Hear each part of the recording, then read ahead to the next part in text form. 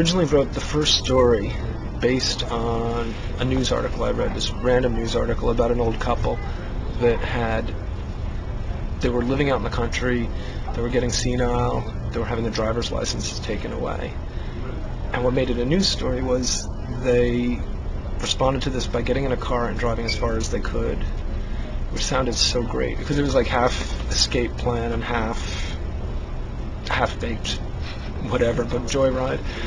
So I started writing a story around them, but using their grandson as kind of the center point. And I got all done with the story, and it wasn't really till I wrote the last line that I thought, hey, I could do more with this guy.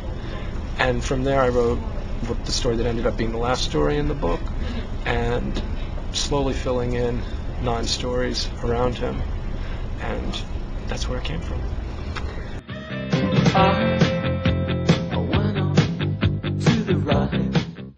Grandparents don't call you by your name that much, or at least mine didn't. So it's always a nickname or something like that. And by the time I started to have to think about it, I was like, I'm not going to do all this and call him Scott or something. And apologies to Scott, but it's just a name is too regular.